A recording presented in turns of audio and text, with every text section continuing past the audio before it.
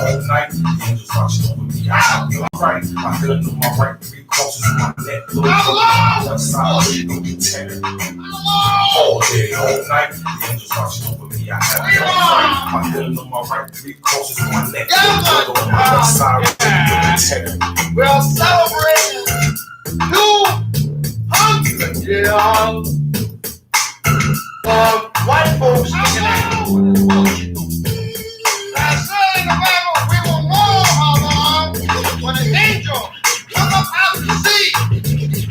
He will have 7 hands and a face like a serpent and a body like a lion. I don't know about you, but I don't want to see no motherfucker look like that.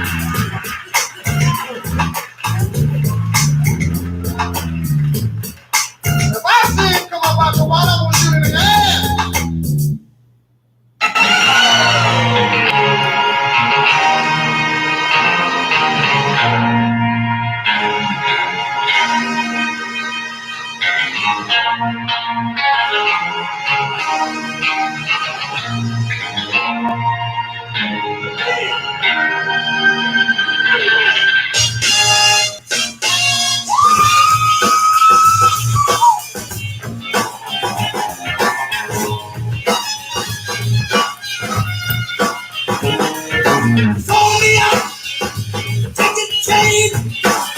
What up, man? Told me to make me have all the rain. Bend me down. Got to fight. Now you walk. Gotta get ready. Gotta be ready.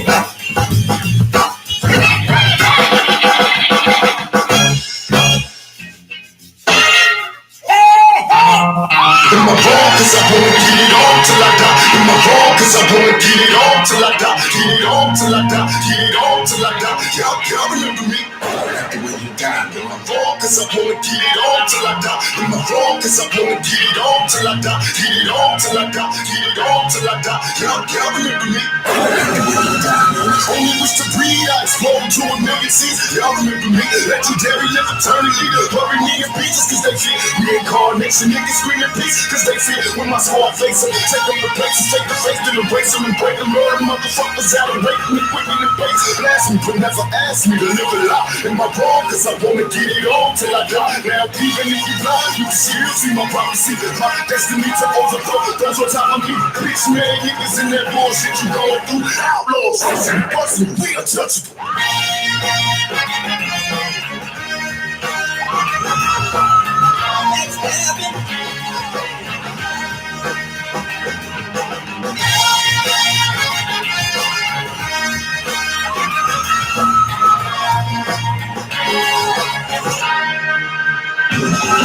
In my wrong, cause I wanna get it on till I die. In my wrong, cause I wanna get it on till I die. Get it on till I die. Get it on till I die. Y'all remember me? And when you die. In my wrong, cause I wanna get it on till I die. In my wrong, cause I wanna get it on till I die. Get it on till I die. Get it on till I die. Y'all remember me?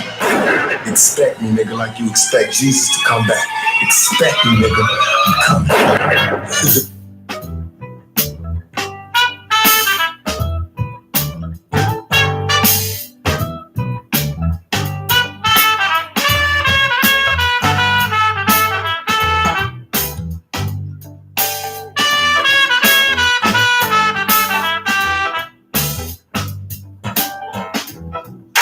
Rockets and moonshots,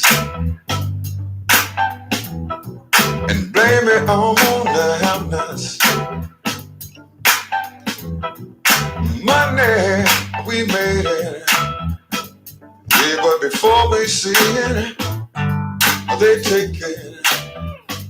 Yes, make you wanna holler right on the way they do your life, make you wanna holler right on. Way they do your life.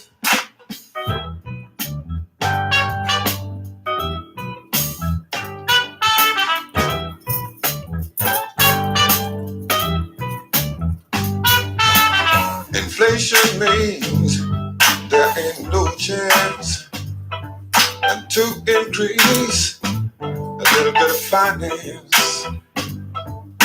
And bills ain't gonna Send that boy on to die. Yes, you make you wanna holler around. The way they do your life, make you wanna holler around.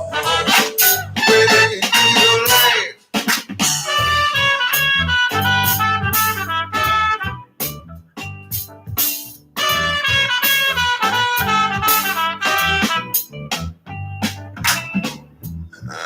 Hang-ups and let down, and bad breaks and setbacks.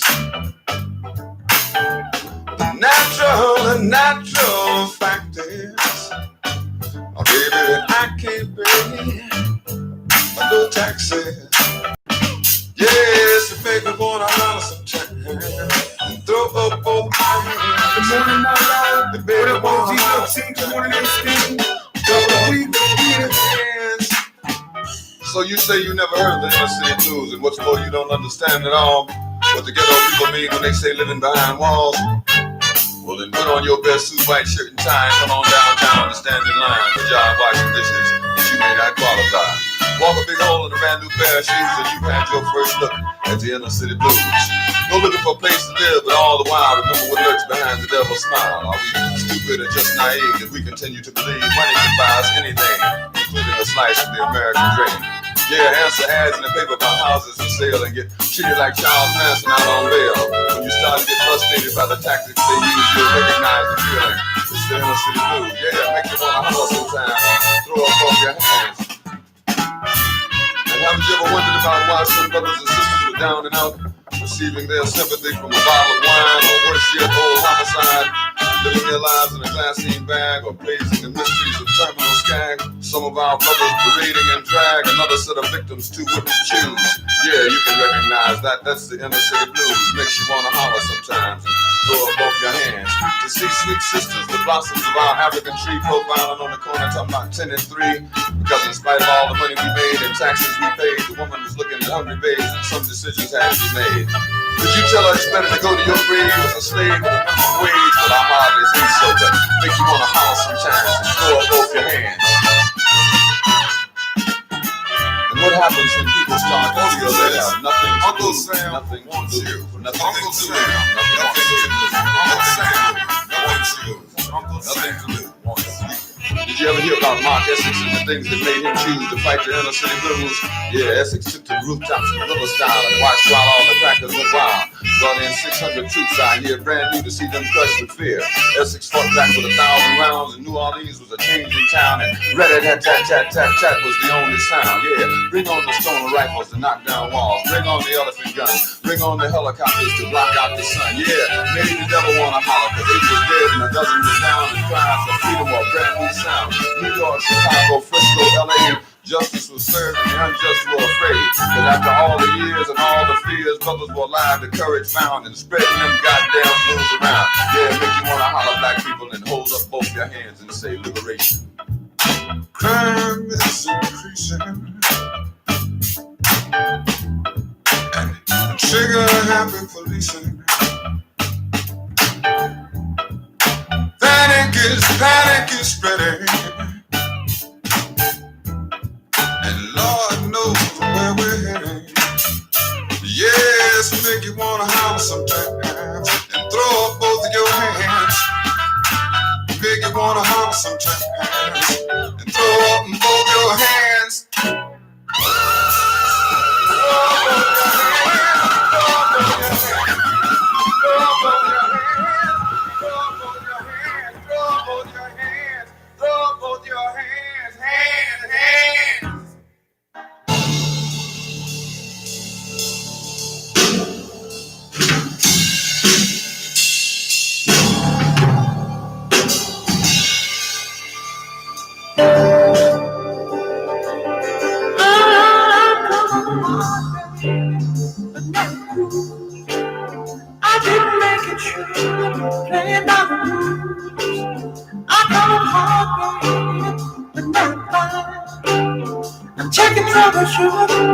Moving down the line, I come up hard, but that's trouble me, don't get in my way.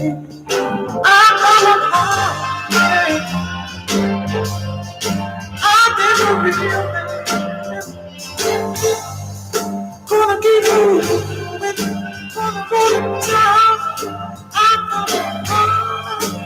on, get down. There's only three things that will show. Texas, death, and trouble. This I know. This I know. Girl, I'm gonna let it sweat you, baby.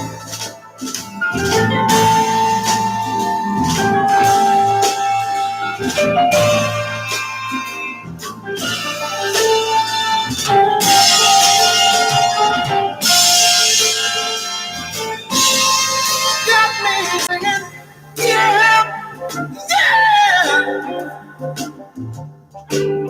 Ooh, come on hard, baby. I had to fight to get my business with all my mind. I come on hard, I had to win. Then start all over and win again. I come up hard, but that's okay. 'Cause trouble, man, don't get in my way. Hey, hey, I know some places and I see some faces. I never connection, maybe my directions. When people say that's okay, they don't mind me. I'm ready to make it, don't care what the weather, don't care about the trouble, got myself together. I feel my kind of protection is all around. I'm baby. I'm a real baby with the trouble mind. Moving on time. I come hard, I come up and down. There's only three things that show. Texas, death, and trouble. Oh, this I know, baby. This I know, baby. They gon' let it sweat you, baby.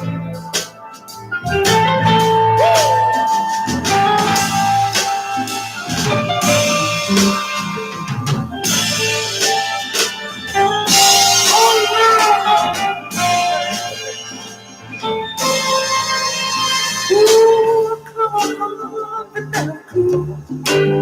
I didn't make it, baby. Everybody do. Come on, baby. That's fine. Check the troubleshoot. Hey, moving down the line.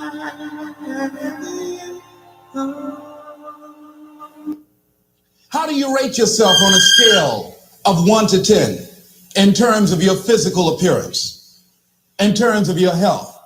Do you take care of yourself? Are you allowing yourself to get overweight and out of shape?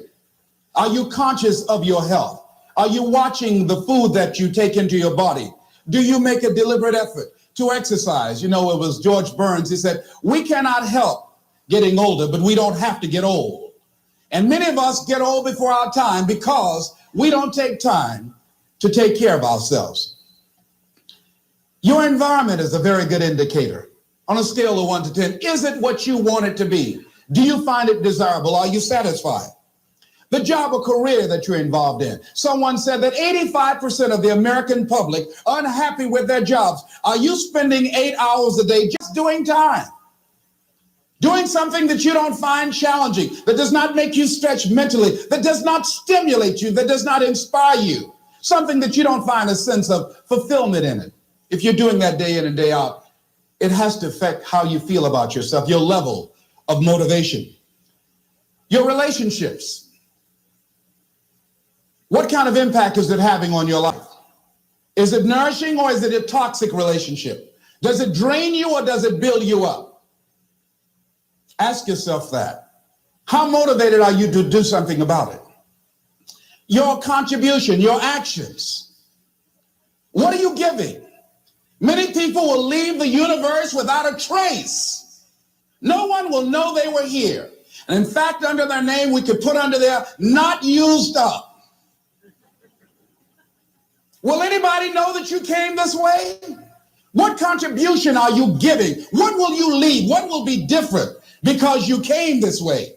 Someone once said that life is our gift to us that God has given us and how we live our lives is our gift to God. What kind of gift are you formulating? Is this a gift that you like to take back and do something else before you turn it in? Think about that. What can we do? What are some of the keys that we can begin to use to motivate ourselves when our batteries run low? Because I don't care who you are, I don't care what you do, at some time you are going to get tired. At some time you're going to get in a rut. Seem like nothing you do works out right. And sometimes it just seems like you just don't have the wherewithal or the will to do anything. That sometimes you're punch drunk. You're just wading through, like just doing time day in and day out, looking at non-discriminatory television, anything that's on, just looking. And depressed, feeling powerless, feeling useless, and bored. What do you do? How do you get yourself out of a rut? How do you, when you know you can do more than what you've been doing and you're not doing it and you're discontent with where you are, you get angry at yourself. How do you get out of that rut? How do you motivate yourself? One of the things that we must do is that we must be involved in working on achieving self-mastery. You must work on yourself continuously. Never be satisfied with yourself. Always know that as you invest the effort and time on you, that's the greatest ability that human beings have above animals. See, a dog can't be anything but a dog.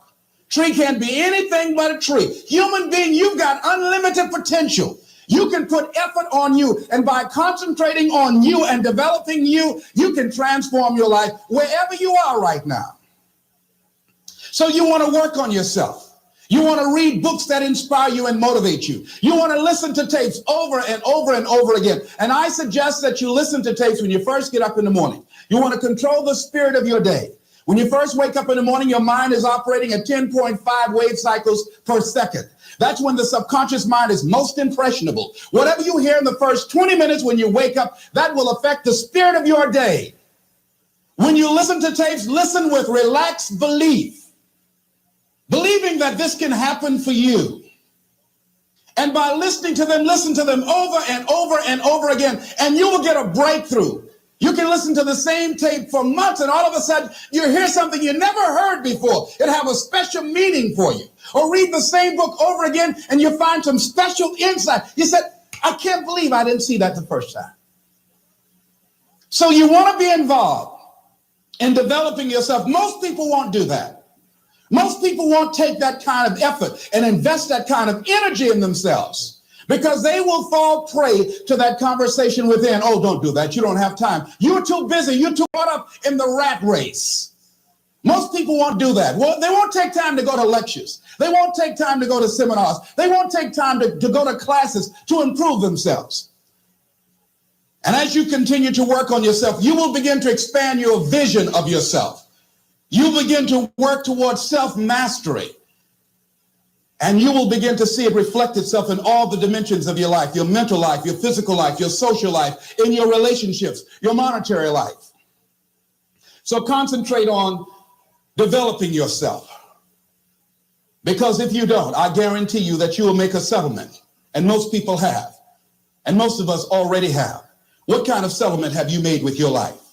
You know, when we make settlements, out of court settlements, you've heard them. That means that you decided to take something less than what you originally wanted to get had you gone into court. And the reason that you settled outside of court is because you didn't believe that you can get it. So you made an out-of-court settlement. Many of us are making an in-life settlement. We're settling for less than what we actually deserve. We don't feel good about it, but we make it work in our minds. We'll come up with some kind of excuse to make it all right. What kind of settlement have you made with your life? Many of us settle for less than what we want out of relationships because we don't have the courage to change them. I had a seminar I used to do called Are You Living Together or Dying Together? Many people are just dying together. Gladys Knight used to have a song that says, neither one of us want to be the first to say goodbye.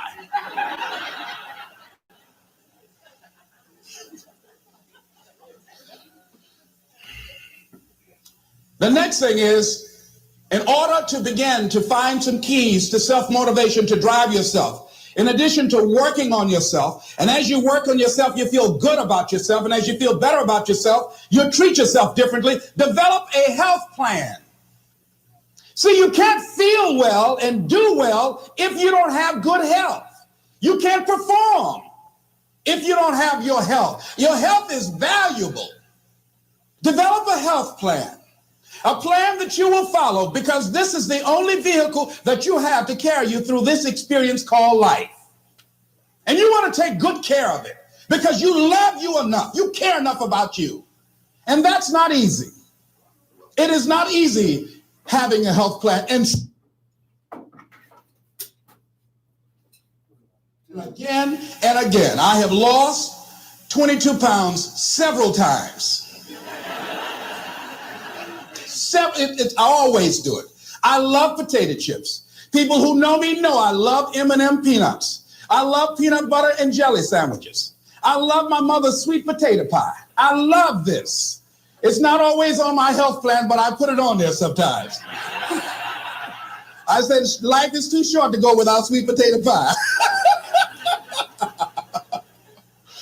If I go tonight, I want you to slip a slice of sweet potato pie in my casket. And watch the smile on my face. Next thing is, as you take care of yourself, the next key is keys to motivation, to self-motivation. You want to live life with energy and passion. You want to make a conscious effort to be lively. See, in life, you either saying hello or goodbye. You either on the way or in the way. Leave dead people alone. Some folks just walking around looking, saying, how you doing, honey? Stay away from these people. Just go away from them. It affects you.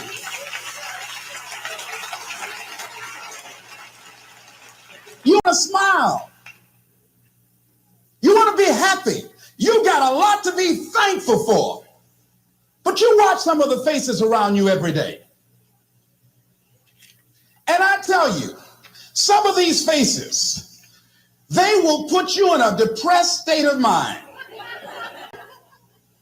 So you want to avoid these kind of faces. When you see them coming, turn your head. Next thing is that you want to monitor your inner conversations. The things that you say to yourself. You want to watch them, and in watching them, you want to take charge. A friend of mine told me this evening, and she did it excellently. She said, I didn't want to come tonight. I was feeling so depressed. And I said, I'm going anyhow. See, that was the conversation. Oh, you really don't feel like it. You really don't need to do it. You don't really need to read anything. Forget all that. That's that inner conversation. Oh, you don't need to worry about trying to go into your own business. Forget that. You can't do that. What if you lose everything you've got? That inner conversation that stops you from doing the things you want to do less, don't do that.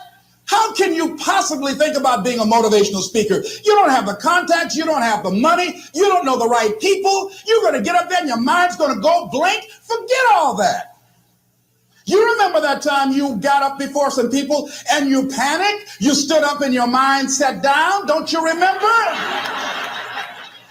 And I said, yes. And then I said, shut up. So you got to learn to stand up to yourself inside yourself and short circuit, override that conversation that's always going on. 85% of what that conversation will tell you is negative. It's negative. It will tell you you're tired when you really are not tired. It will tell you you can't do it. It will fill you with fear. So you've got to watch that conversation. And when you find it going on, you've got to stand up to it and say, I'm going to do this anyhow. I'm afraid, but I'm afraid not to do it. And I'm not going to let you stop me. The biggest challenge that you will have in life is you. There's an old African proverb that says, if there's no enemy within, the enemy outside can do us no harm. The next thing that is a key to self-motivation is that you've got to ask yourself, what do I want out of life? What do you want out of life? What do you want out of a job? What do you want out of a career? What do you want out of a relationship? What do you want? What gives you your life? How will you know when you got it? What will make you happy? You need to start asking yourself some questions. What do I really, really, truly want? You need to be exact about that. Don't be vague. Oh, I just want to be happy. That's too vague. What will make you happy? How will you know when you got it? Zero in on it. Be exact. Be specific. And as you do that, that will stimulate the superconscious mind or the reticular activating system of your mind that will begin to find those things, to identify with it. And once you begin to determine that which you want, take the time to write it down. Don't just think about it. Write it down. That is a subjective process that engages the subconscious mind. Write it down. Once you write it down, read it 3 times a day, morning, noon, and night. Why is that important? Because what it will do, it will cause you to focus. It will cause you to concentrate. When that other conversation is going on telling you what you cannot do, telling you all of the impossibilities and all of the obstacles, your concentrating will begin to create a larger vision within yourself, and you start looking for and seeing some new opportunities. You start creating some openings for yourself. As you begin to read that every day, day in and day out, that will make you focus. That will discipline your thinking. And you'll get all kind of creative ideas. As I talk to you right now, being involved in this immersion process, you're going to create some openings for yourself. You're going to get some ideas. You're going to feel your adrenaline flowing, and you're going to think about something, some idea you had. You say, I want to go back and I'm going to look at that again from a different vantage point, not from the level of the problem of the obstacles that I encountered, but from a higher vantage point. Because what you will begin to see and to know as I have talked to the higher consciousness within you, that you are powerful, that you are a miracle worker. And that inner conversation has conditioned you to believe that you are not. And as you begin to discover the truth of who you are, whatever challenge that you're facing, and if you're living, you're facing some challenge, you'll begin to know that you're powerful and that you're a miracle maker.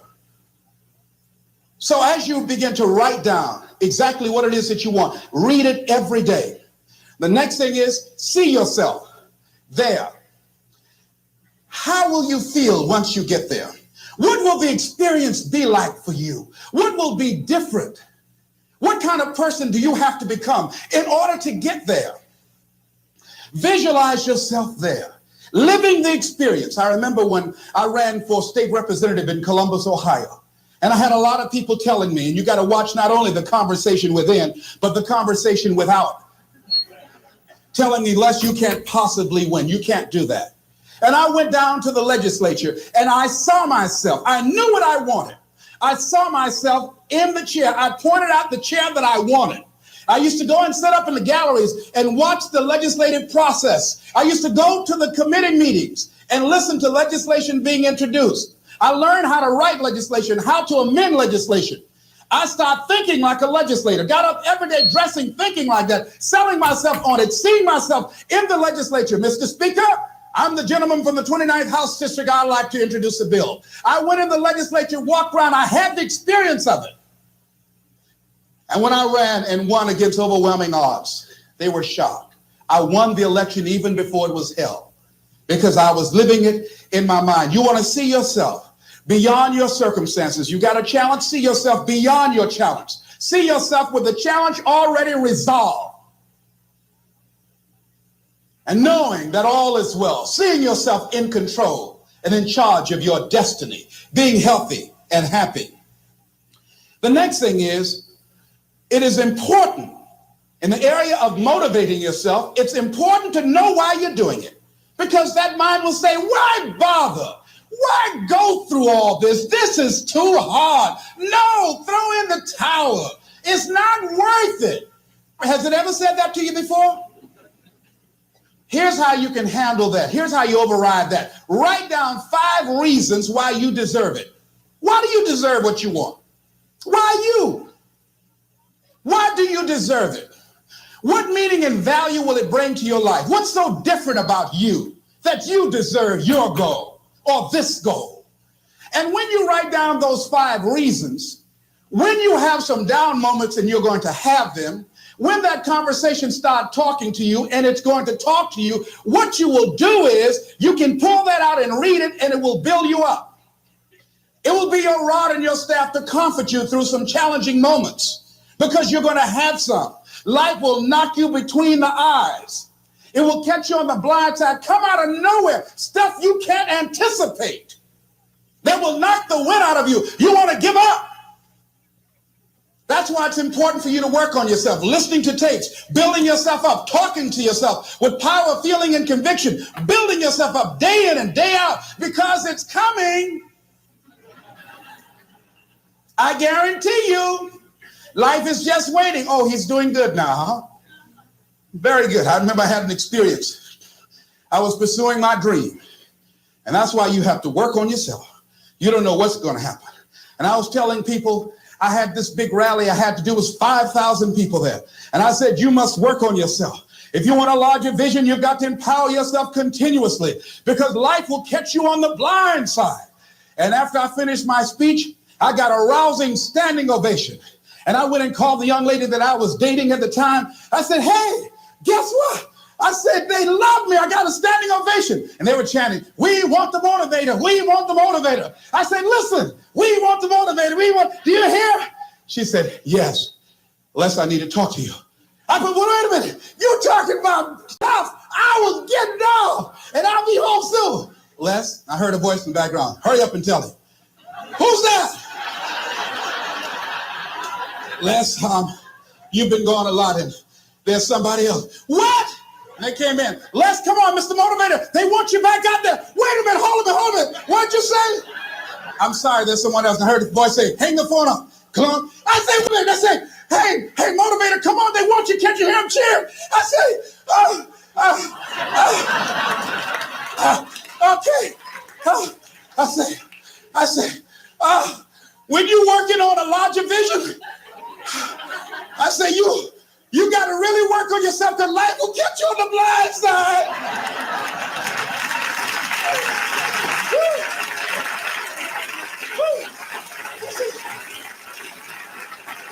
I said, you better be ready. And you better make sure you want it, because it'll make you cry. And somebody said, the Spirit is on him. Thank you.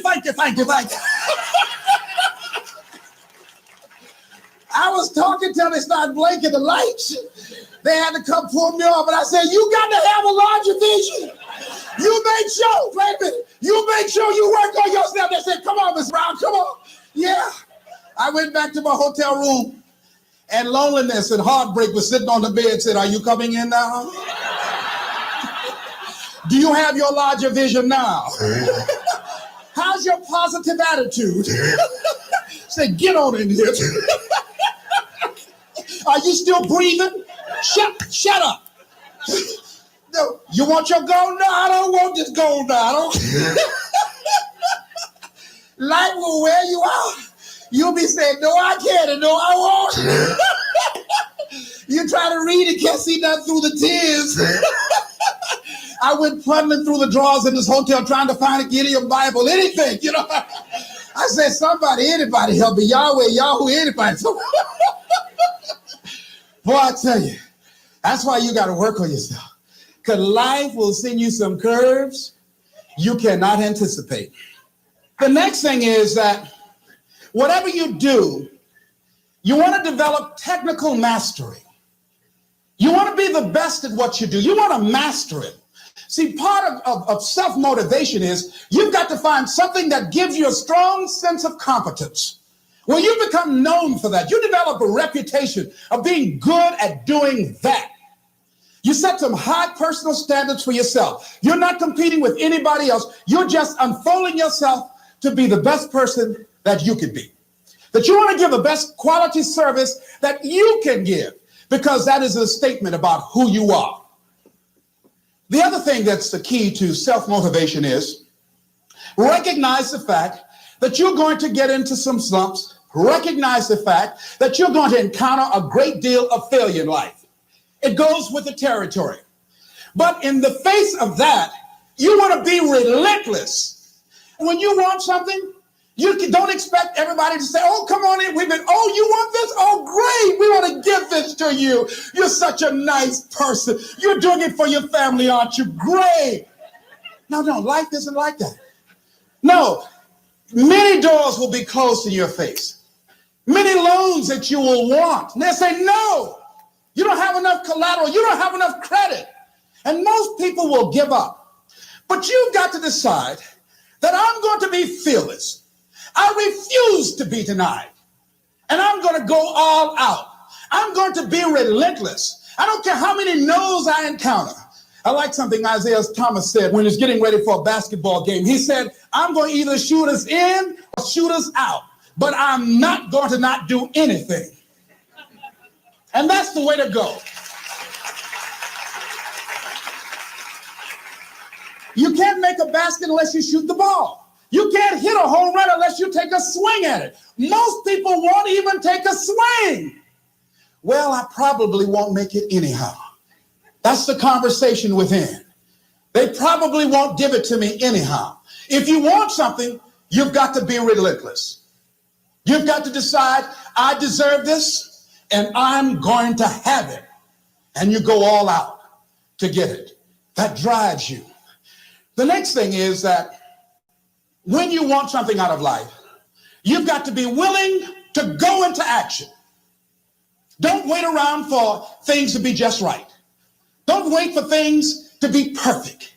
Don't wait for the ideal situation. It will never be ideal. There will always be a reason. Well, as soon as the children grow up, as soon as I pay my bills, or as soon as I get my divorce, as soon as I get enough money together, do what you can, where you are with what you have, and never be satisfied. A lot of people never take a chance in life. They don't want to take any chances. They want the situation to be ideal. See, that's not walking by faith. That's walking by sight. If I can see it, I'll do it. No. A lot of people say, if I can see it, I'll believe it. No. If you believe it, you can see it.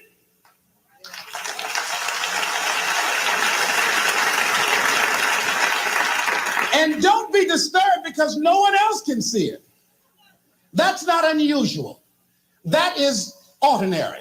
But because you want some different kind of results in your life, you've got to be willing to be unreasonable. If you want unreasonable results in your life, you've got to be willing to be unreasonable.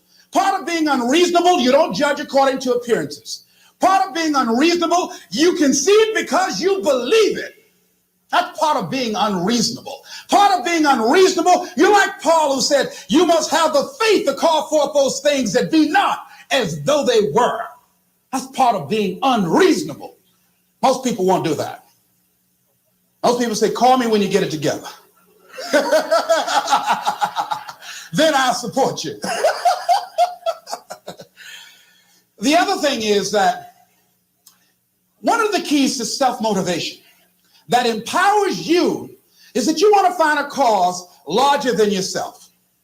Find something that you can contribute to. Find something that you can make a difference because you can. Part of what feeds your larger vision, part of what gives you a reason for being, part of what gives you your life is being able to give something back. Say, I can't afford to give anything. You can't afford not to give. Give your time. Give your talent. There's nothing just to go there and lick envelopes. I don't know exactly what I'm going to do, but I'm going over there. It's part of my tithing in the universe. Once you develop that special sense of mission, and that's what you develop when you're part of a larger cause than yourself, it drives you. You don't need an alarm clock to get up in the morning. You have special power. You go places and folk will like to be around you. They will know there's something different about you. When you go in, they'll say, hey, that's somebody important. I want to know who you are. I just want to be near you. That energy that you have, that consciousness that you will embody will affect everybody around you. The next thing is that you want to create a home court advantage for yourself. You've got to be aware of who you have around you. So you want to be selective. Have friends that will enable you to grow. I have friends that help me to grow spiritually. These are my spiritual friends. I talk spiritual stuff with them. I have some other friends who are just intellectual friends. They make me grow intellectually. They make me stretch. I have some professional friends. I'm a member of the National Speakers Association. I get together with other speakers and we learn from each other and we grow from each other. I have other friends who are just social friends. All we do is just socialize together. We'll look at a basketball game together or go out dancing, but that's all we can do. We don't talk anything serious, nothing spiritual, nothing intellectual. That's not that kind of relationship. Nothing heavy up in here. Have other friends, we walk together. That's all we can do, walk together. Talk about we're going to lose weight one day by and by for good, all right? That's all we do. Nothing else. So, according to the relationships that you develop, we grow from people and projects. And the relationships that you develop can enhance and can enrich your life, or they can drain you. I know many talented people who had a great deal of potential, but because they didn't surround themselves with other people that will inspire them to transcend themselves, they never realize their greatness, and they will end up going to their grave with all their good stuff still in them. So you want to look at your relationships, the people that you're involved with, the people that you communicate with most often, and you want to ask yourself the question, what am I becoming because of this relationship? Does it inspire me? Am I motivated? Am I encouraged? Am I driven to develop myself? Am I seeking my own greatness? What kind of person am I becoming because of this relationship? Am I becoming more cynical and negative about life? Ask yourself that. The next thing is, you've got to say yes to your life. You've got to say yes. Yes. Yes to my dreams. Yes. Yes to me. Yes. Yes. I can make it. Yes, I can. Doesn't matter how many failures I've made. Doesn't matter how many mistakes I've endured. Doesn't matter about my defeats. Doesn't matter about what I've done. Yes. Yes. I don't care about the fact I'm in a hole now. Doesn't matter about where I am. Yes. The last chapter to my life has not been written yet. If you judge me now, you'll judge me prematurely. I haven't exposed all my stuff yet. I'm still in the process of transforming my life. I'm still in the process of becoming. Yes. I had somebody in my life at one time told me, you'll never make it. And I said, I'll show you. And what energized me, what motivated me was something that Frank Sinatra said. He said, the best revenge is massive success.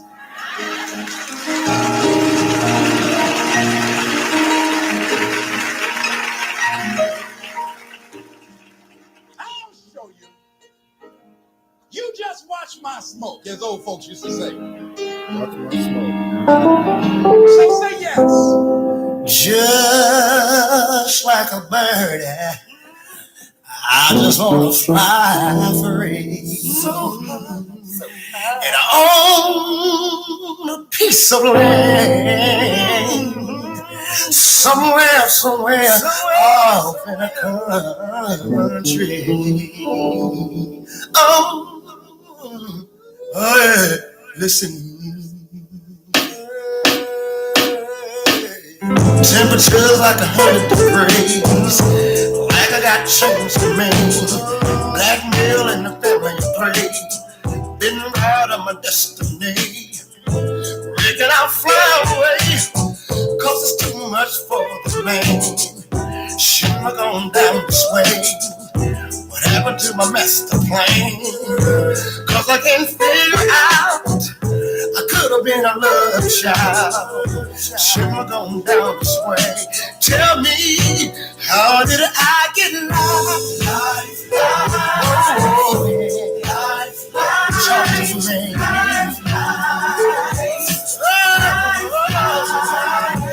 get lost. Tell me.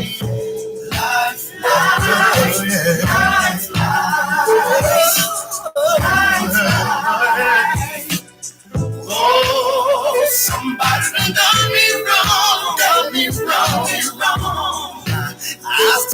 rolling all night long, all night long. Time is slipping away from me. It ain't no telling when I get home. I gotta get home, yeah. Just about to see the dollar sign. That close to a peace of mind. Everything was about to be fine. So tell me, so how did I get life?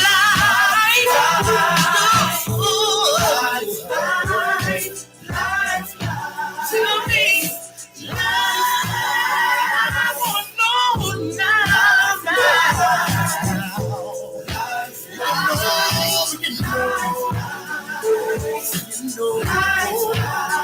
Everything I hope for is gone now.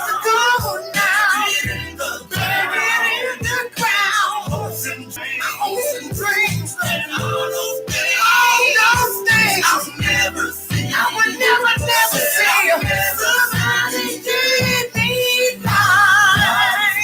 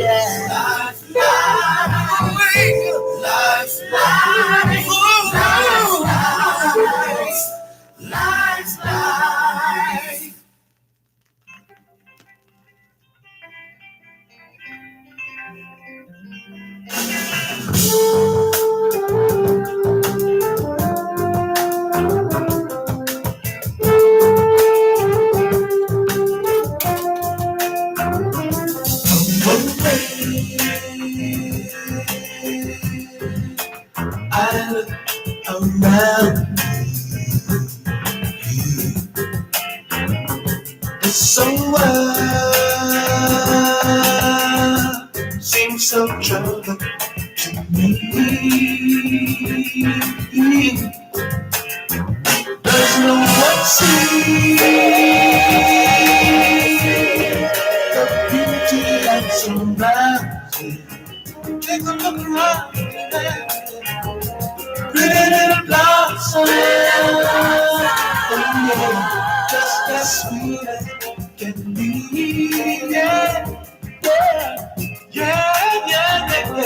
You know it troubles my back, these troubled times when we love. You know it troubles my back, these troubled times when we love. Well,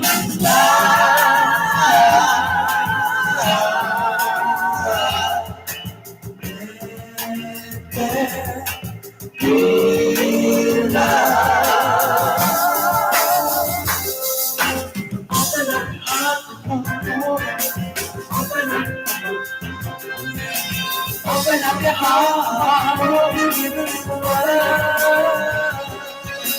Open up your heart, give it a whirl. Open up your heart, give it a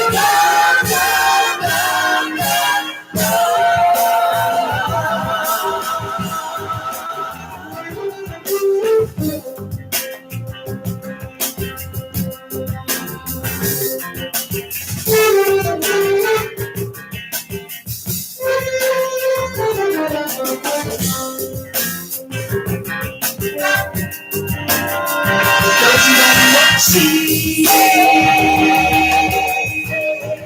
the beauty that's surrounding the ground sometimes. Pretty little blossom, oh yeah, just as sweet as it can be.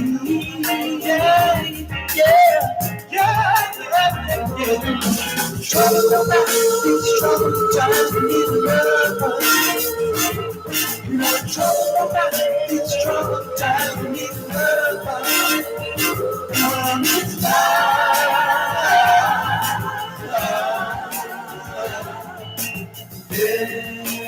love.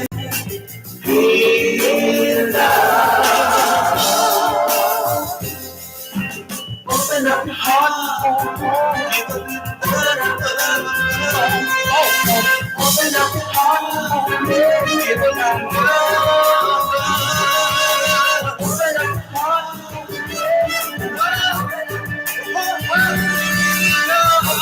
heart,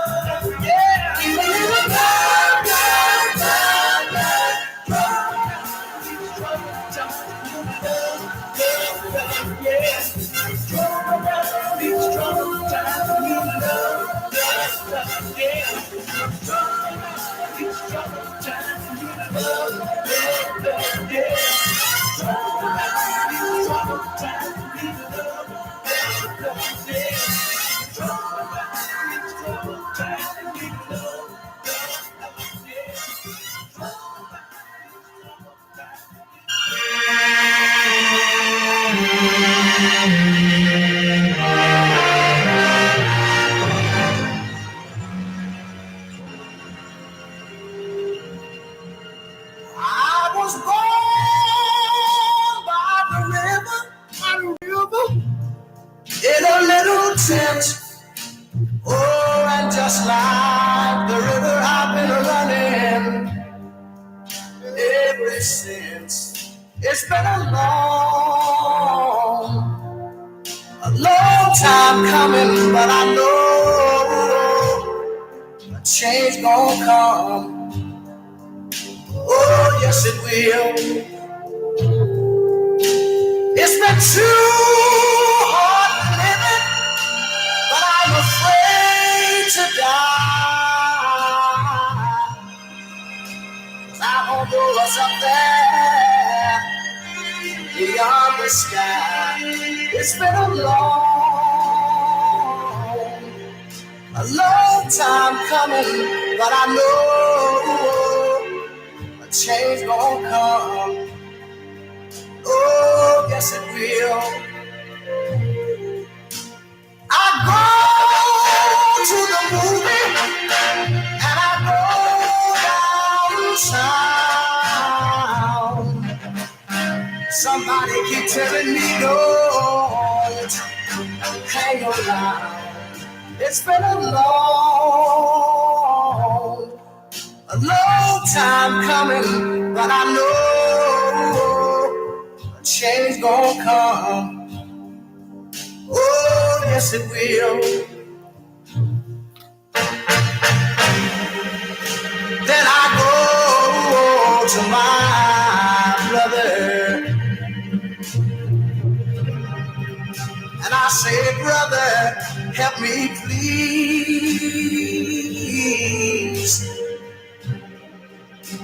But he winds up knocking me back down on my knees. Lord, there've been times that I thought I could last for long,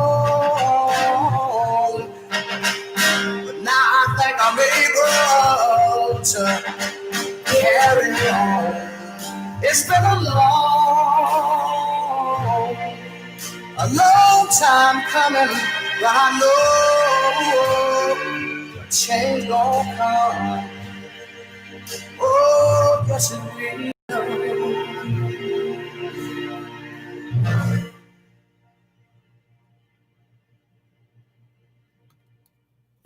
Good morning. It's your man, Doodie Outlaw, and you're now plugged in on a station that has too much fun, 22.3 Takeover Vegas Radio.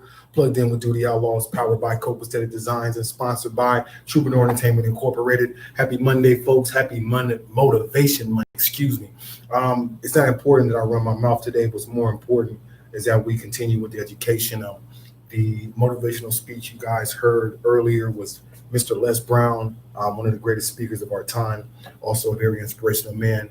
I'm going to take this next hour just for some general education. I am very thankful and appreciative for all the knowledge, all the wisdom that I've been able to accumulate over my almost 39 years. But that learning is never finished. Every day, every moment is opportunity to pick up on some things, an opportunity to analyze and reevaluate and readjust. One of the things that we talked about last week on Thursday during Rocky Relates, which is being on an even playing field when it comes to understanding. I was very encouraged after, speaking about some of the things that are going on in our nation and how our tax dollars are being used to hold immigrants, whether you want to call them concentration camps, whether you want to call them, whatever you want to call them. It's not a good look. I watched a video of a protest yesterday at one of the ICE facilities. It was being protested by a Jewish group who, very peaceful protests. It's about 40 of them out there. Almost half of them were arrested peacefully and released. But it's imperative that we remember that, sharing is caring. Some of us are well informed. Some of us are not so much informed. Some of us know a lot about a little. Some of us know a little about a lot. But there's some things about our nation and some things about being Black in America that a lot of people don't seem to get. And it's not on accident, it's on purpose. There's a term, and I have a page that I administrate called the American Psychosis, post-traumatic slave syndrome, There's a great doctor, Dr. Joy DeGroy, she's brilliant. She wrote a book called Post-Traumatic Slave Disorder. And what it talks about is not just how slavery affected Black people, but how it affected America, how it affected our precepts and concepts, how it affected white people, how it affected the owners, and how the contradictions make sense once you actually look a little deeper. Unfortunately, we're not taught real history in our country. And I'm going to start this hour with a great speech from somebody that I've learned a lot from, Mr. James Baldwin. After that, I'm going to go into some stuff from Dr. Joy, as well as some definitions and understanding, from Dr. Claude Anderson, who was a very, very, very, very astute gentleman. And if you haven't heard of Dr. Claude Anderson, definitely worth your time, definitely worth looking up and checking him out. Dr. Joy as well, and as well as James Baldwin. If you're not familiar with James Baldwin, pick up a book of his. Check him out on YouTube, on Facebook. I'm sure that there are plenty of things. They have a page on Facebook called Sons of Baldwin that I follow that is very interesting. James Baldwin himself was an enigma of a man, but I love his fire, I love his passion, and I love his truth. He wasn't willing to bite his tongue, because biting your tongue is not going to get us to where we need to get. Sometimes we got to get a little ferocious. Sometimes we got to get a little outspoken. Sometimes we got to speak up in ways that other people aren't comfortable. And right now, in the world that we live in, I'm not worried about your comfortability at this moment. What I'm more concerned with is your understanding, so we can build a trust. All right. So you're plugged in with Doodie Outlaw. I want to thank everybody for plugging in on YouTube, Facebook, Instagram, Up Live, 22.3, TakeOverVegasRadio.com, all the streaming platforms and all those great things. I'm going to get into a song, which is by the Spinners. Is one of my father's favorite songs, called Ghetto Child by the Spinners. And then I'm going to get into this speech by James Baldwin. We'll be back.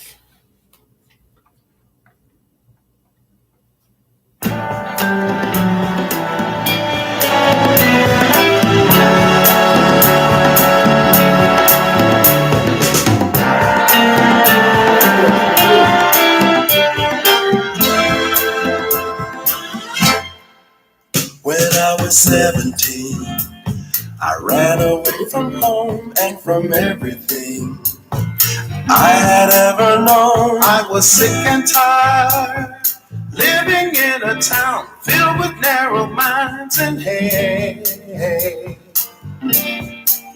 They used to laugh at me, their children called me names. I would run and hide, feeling so ashamed just for being born. I was just a boy, punished for a crime that was not mine. Life ain't so easy when you're a ghetto child. Oh baby, life ain't so easy when you're a ghetto child. No one tried to understand. I forget the best a man could do.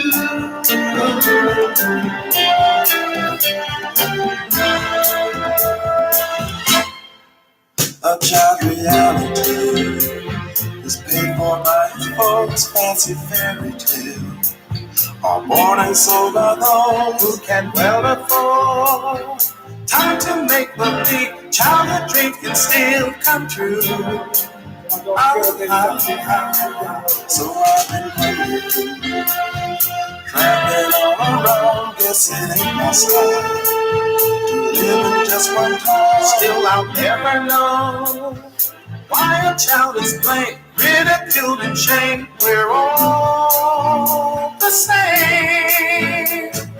Life ain't so easy when you're a ghetto child. I'm with this battle. Life ain't so easy when you're a ghetto child.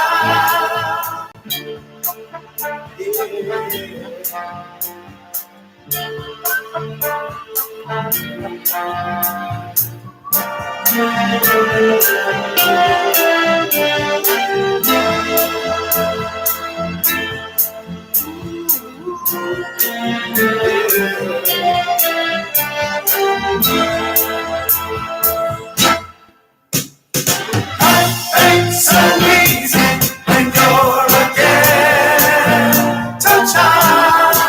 Oh baby, life ain't so easy when you're a ghetto child.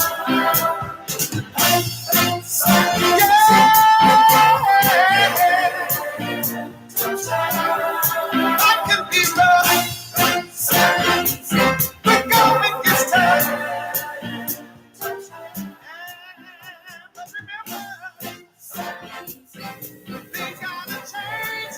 What is relevant about this is that whereas 40 years ago when I was born,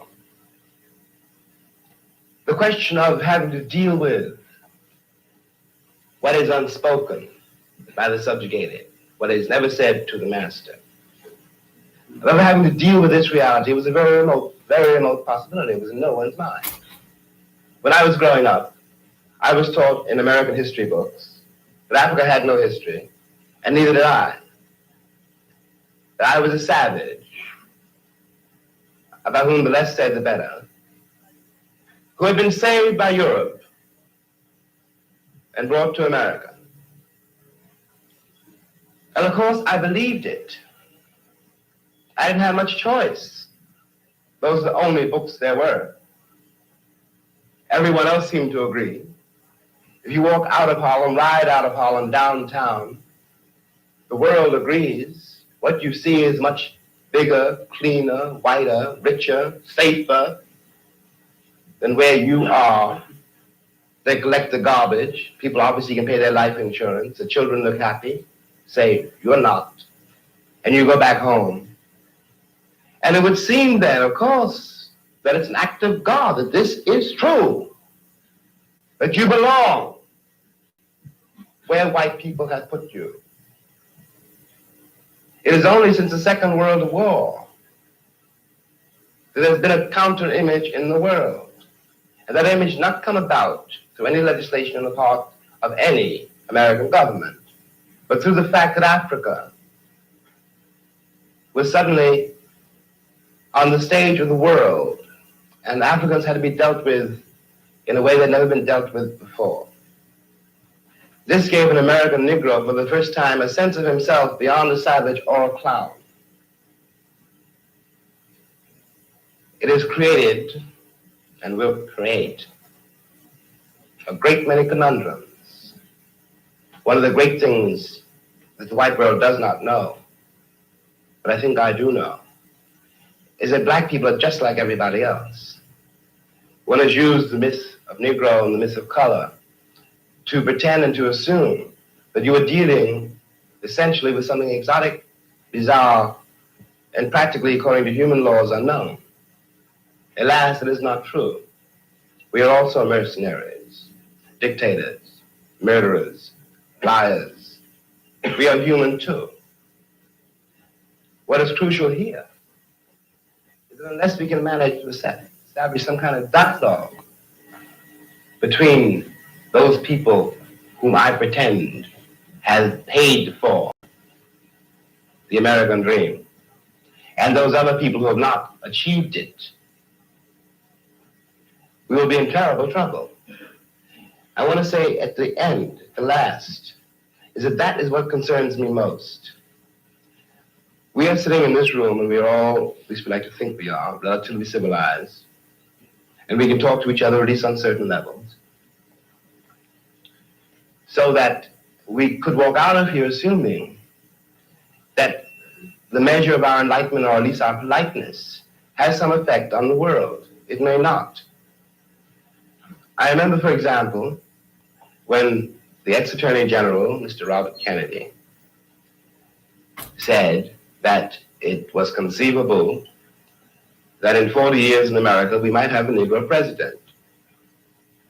And that sounded like a very emancipated statement, I suppose, to white people. They were not in Harlem when this statement was first heard, and did not hear, and possibly will never hear, the laughter and the bitterness and the scorn with which the statement was greeted. From the point of view of the man in the Harlem barbershop, Bobby Kennedy only got here yesterday.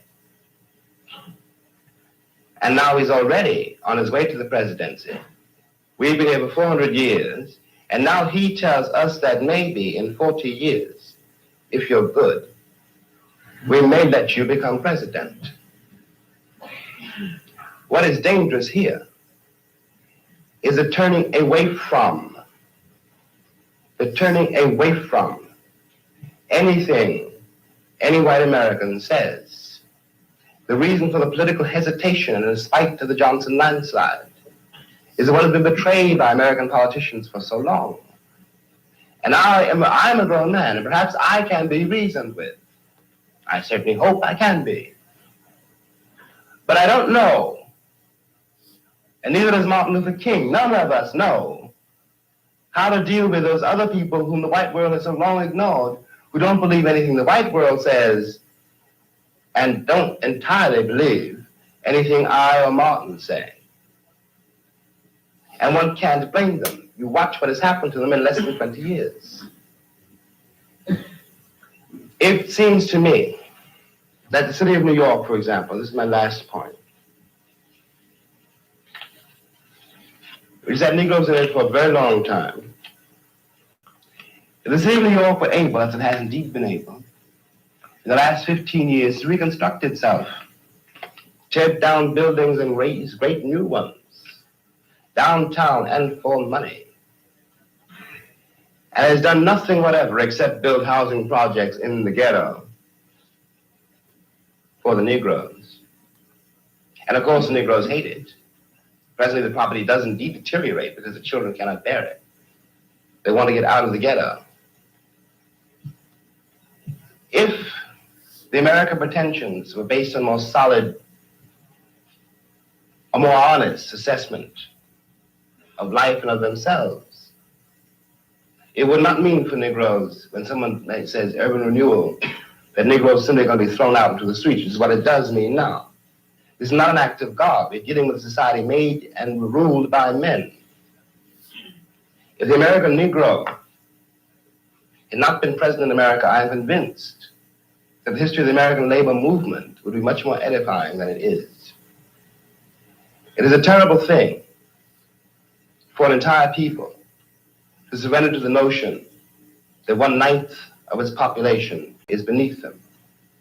And until that moment, until the moment comes when we, the Americans, we, the American people, are able to accept the fact that I have to accept, for example, that my ancestors are both white and black, that on that continent we are trying to forge a new identity for which we need each other, and that I am not a ward of America.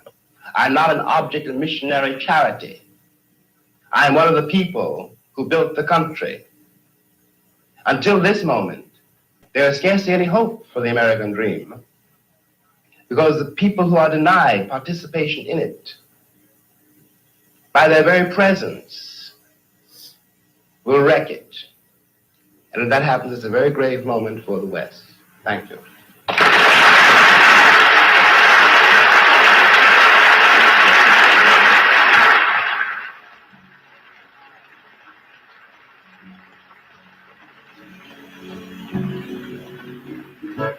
Little ghetto boy playing in the ghetto street. What you gonna do when you grow up and have to face responsibility? Will you spend your days and nights in a pool room? Will you sell cans of madness to the neighborhood little ghetto boy? You already know how rough life can be, 'cause you've seen so much pain and misery. Little ghetto boy,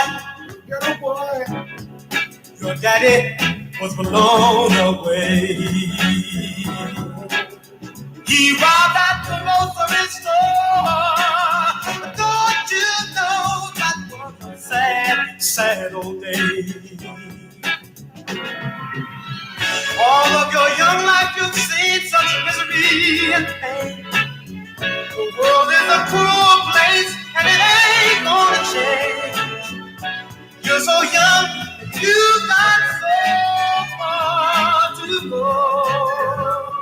But I don't think you'll reach your goal, young man, when you're on the Google boy. Look out, son!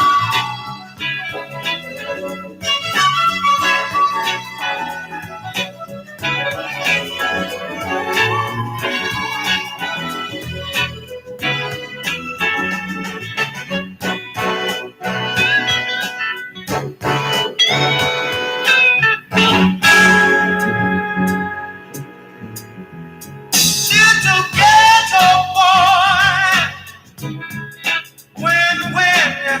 when you become a man, you can make things change. Hey, if you just take a stand, you got to believe in yourself and all you do. You got to fight to make it better. You'll see how other people will start believing too. My son, things will start to get better. Hey, everything's got to get better. I declare, I believe that today will get better. Just as soon as you make up your mind, for it all of you was right.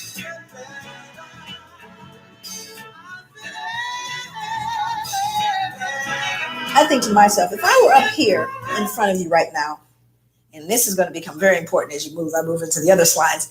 If I stomped a puppy to death out here, up here, just a little puppy, stomped it right here to death in front of you, most of you would need therapy.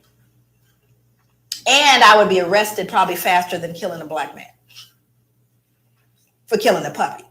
Now, I want you to look at this photo very closely, and I want you to see who's in it. More important than the man hanging, because you got to understand the lynchings that occurred in America happened after slavery, not during. Thousands of lynchings happened after slavery, because this is a reaction to white fear of what we would do once freed. But we didn't create a vigilante group to take out white people, but they did create a vigilante group to take us out now that we're free. See, that happened after slavery. They were called the what? The Ku Klux Klan. They don't wear hoods anymore. They wear suits.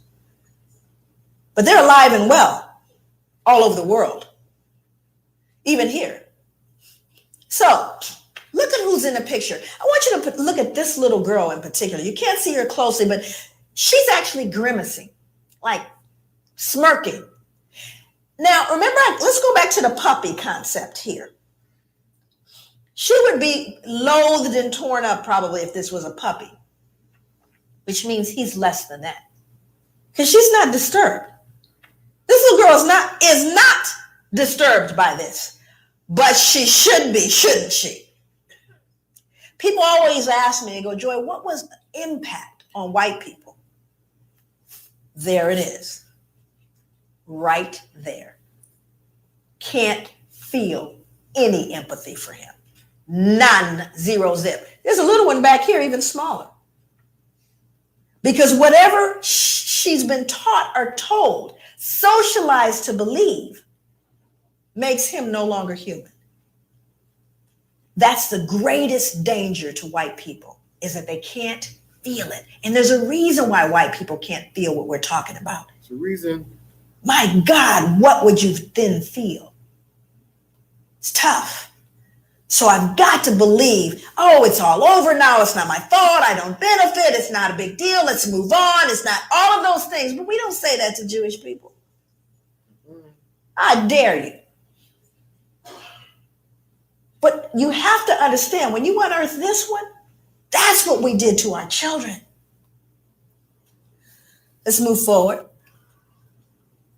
This is a similar photo to the one that is used in Denzel's movie. Now, and again, most important, this is a man that's being burned. Also, I won't read the depiction, but there are newspaper accounts of this. It's written in a book called 100 Years of Lynching by Ginsburg. No pictures, just newspapers that say not only did they burn him, they decapitated him, cut him into pieces, and used parts of his body as things to put on mantles. So people would say, get me a tongue, would you, or a liver, a little crisp, so I could put it on the mantle. Now, again, I want you to look at the folks. I want you to look at who's here. We're not talking about the toothless, big gut, hooded wonder, are we?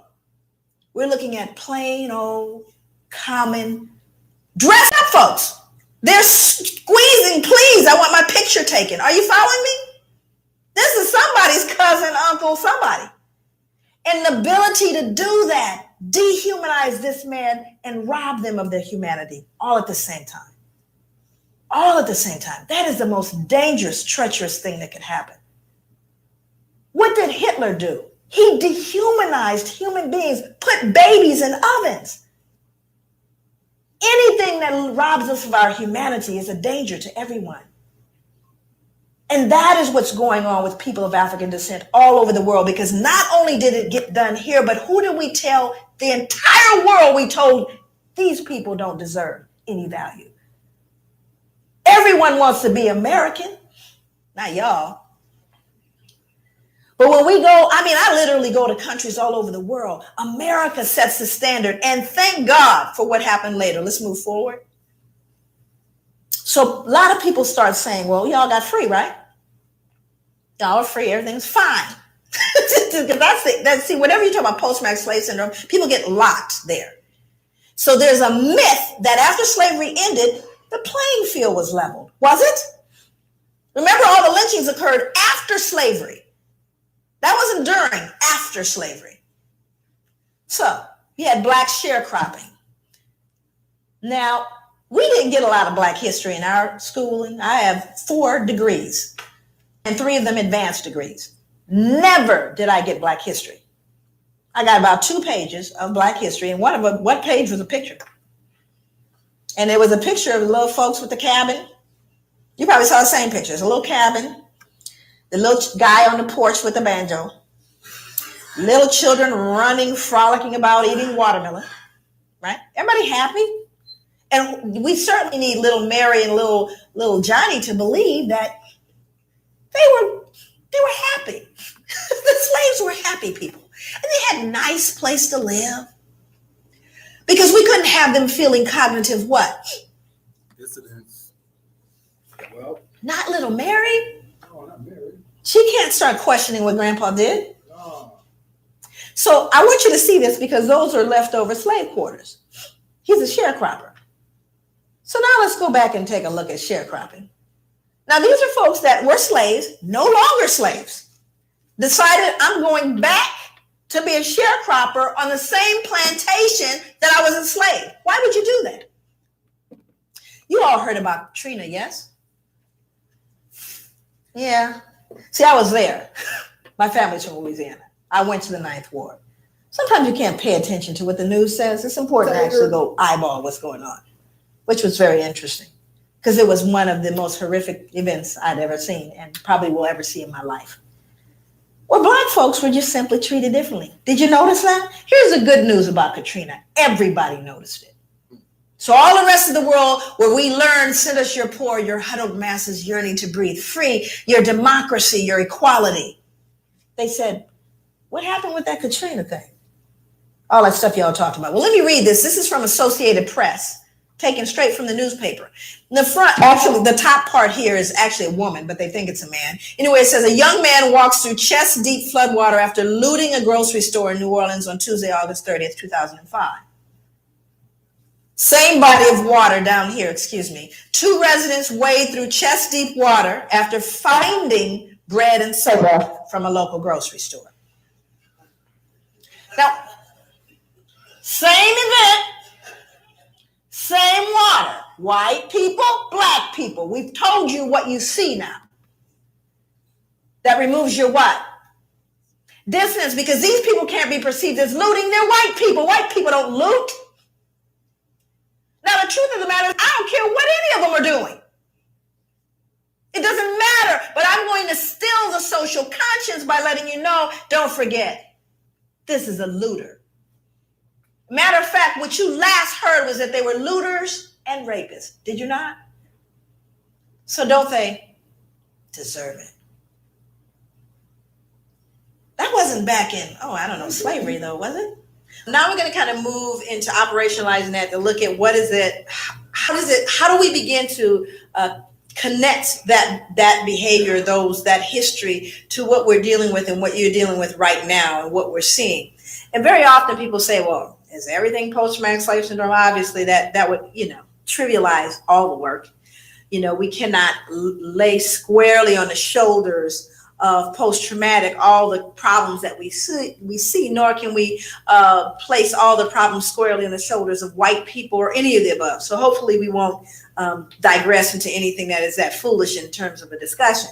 Because, that's another thing that happens in terms of trying to deal with the pushback around this. Then we move into extremes and it tends to dilute the realities that are going on. So hopefully we're way beyond all that. Well, now she's saying everything is post-traumatic. No, I'm not.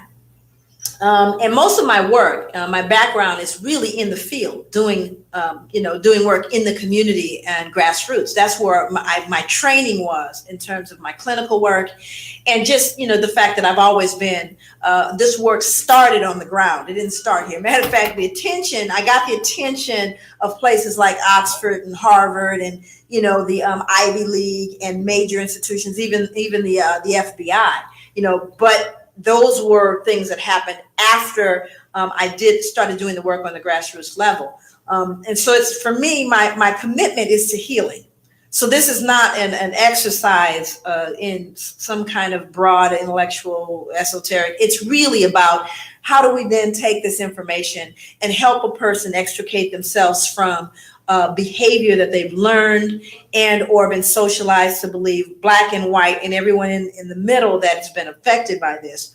What do we do? So this is kind of looking at the contemporary kind of reflection of the trauma, which is white supremacy and terrorism. That continues. We see that on a daily basis in the United States as well as here. This book is called Breaking Rank by Norm Stamper.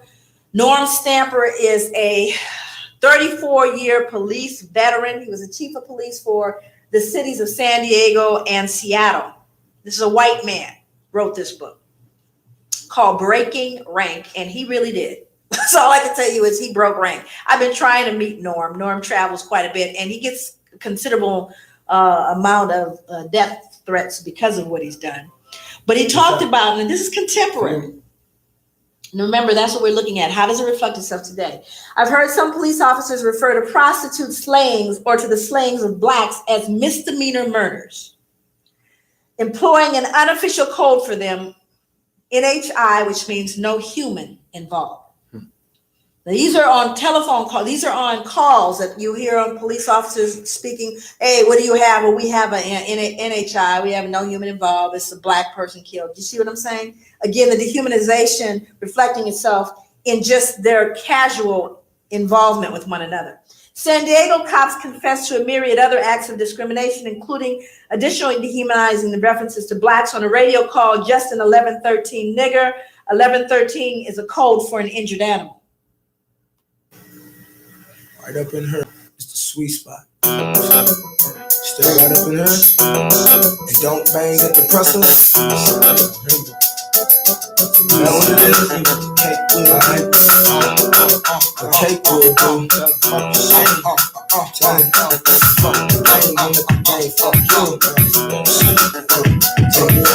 I opened up shop at 13.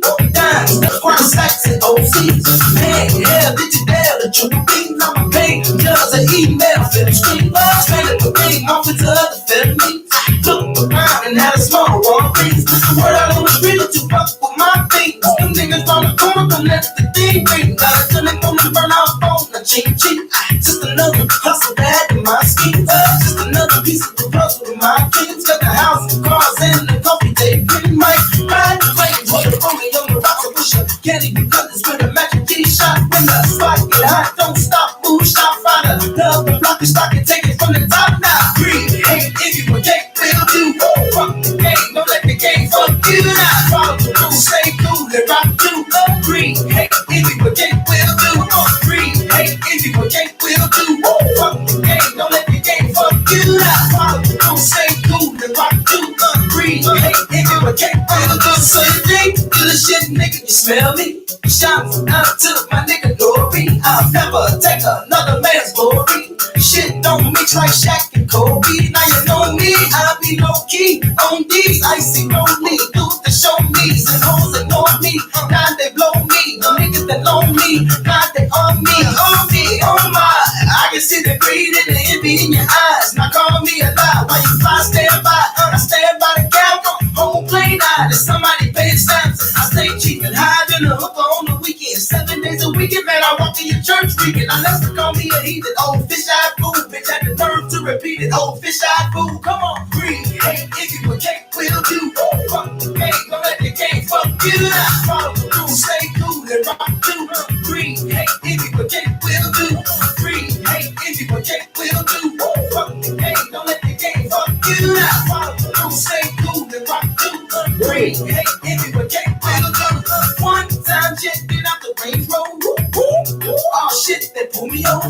What the hell, y'all fucking with me for? Speed limit 30, just do it 34. Yes, son, where the gun? It's at home with the door. Oh, smart ass, huh? Nah, that's my little joke. I thought I told you truck it. Ain't no need to be provoked. Besides, everything I've been hurt, they've been smoked. I ain't got nothing but tapes and CDs. Pocket full of jeans, 2 tickets for Ross seats. So me and my booker lay up under the palm trees. Ain't no more questions to hand me my ID. Tell he was pissed cause the black man in the black rain doing black things with his black chain, doing the right thing. Driving his ass insane, and if I wasn't in his face, they'd probably call it the names. Come on, breathe, hey, if you would take, will do. Fuck the game, don't let the game fuck you. Follow the rules, stay cool and rock to.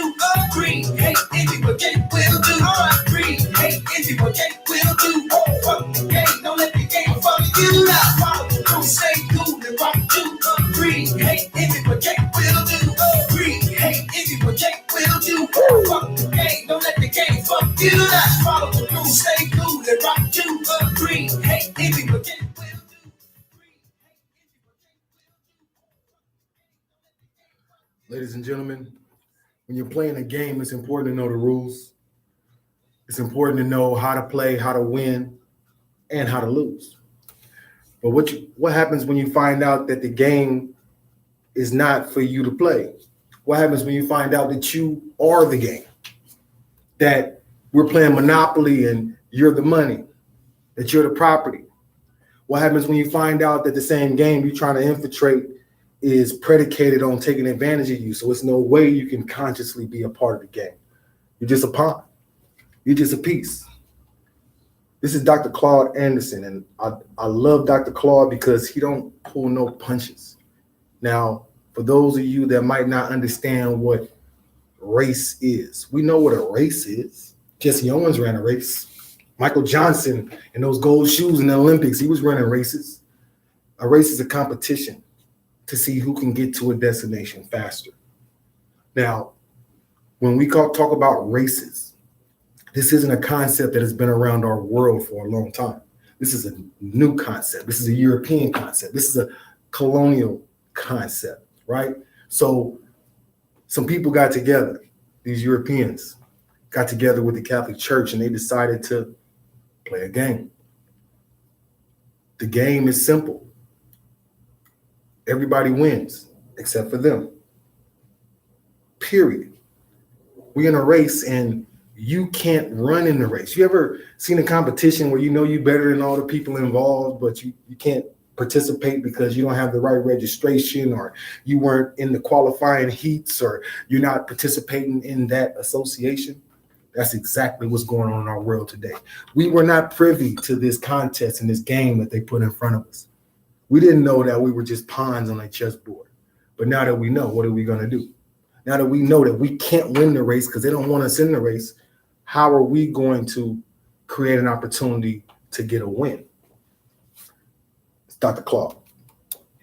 I go around the world and I ask blacks in various countries. I said, two people stand up any place in the room, I'll give you $1,000 if you tell me what racism is. I've never ever had one that knew what racism was. Never had one. I said, what is racism? He said, well, it's bigotry, it's hatred, it's not getting along with people, it's bias, it's discrimination. All that wrong. Racism has nothing to do with getting along with people and liking people.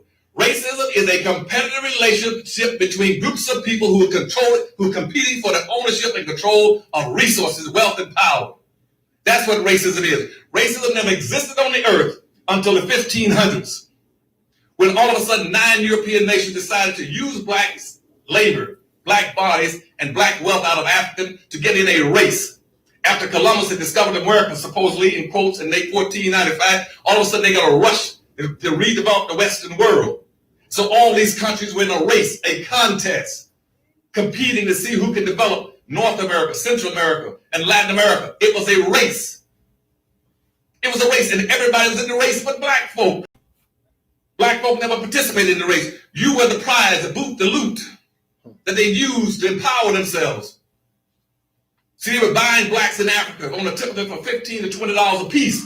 And they established a thing called a profit margin, 15% return on investment, 1,500% return. So they were selling for $400, $500. They got into the United States and to other countries. And that's why the whole banking system started off of slavery in Portugal. Again, and the whole system of capitalism started off of black slavery. Before that was mercantilism. The whole concept that you all are playing in with promotions and what's called marketing development came out of black slavery. It was designed not for you to profit, but for others to profit. Everybody was profiting initially, except you, and it has not changed. And so when I look at your program, and it says that you're marketing developers. Marketing developers. I would say marketing means going into any environment, a site, a geographical area, and promoting a product or a service or a good to get an equal value for it. In your marketing. But it also stipulates in there that to be a marketer, you must have a market. So I asked black folk, where are your markets? Where are your markets? Where is the black market? And they said, well, Dr. we got a black market. Where is it? They said, well, it's all over the United States. And that's how much you get. We got a $650 billion black market. And that's a lot of money. Wrong is not. It is not a lot of money. It's only a lot of money when it's aggregated. Scattered through the integration process, your money is nothing. It is chump change. Because we don't plan to have power. That's why we continue to integrate, scatter our money. And then brag about how much money we got. And then we come up with magazines and research to tell everybody where to go get our money and how to get it. Nobody else is that foolish but us. You got to have a license to be that stupid to do those kind of games. You don't tell people how to come into your market and how to sell to your people and take your money and your economy out. That's called a capital drain. When I was Assistant Secretary of Commerce, I took trade missions around the world. Nobody would allow that to happen in their country. We would not let the Japanese come over here and do dump their automobiles in Norfolk and in Jacksonville, Florida. That's called dumping, which means you come over and take the wealth out of our nation and doesn't take anything back to Japan.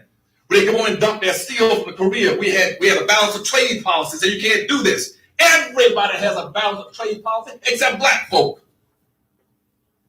We'll let anybody come in and do anything to us because we haven't changed since slavery. We still don't understand the process. Every day, Burger Kings and McDonald's trucks will come into a black neighborhood and dump hamburgers, Coca-Cola, and take nothing out. That's a balance of trade deficit. This country right now is suffering from a balanced trade because we've allowed it to happen since Bush has been in office. And that's why you cannot profit in the society, because you got a capital drain. Nobody's ever taught black folk how to practice group economics.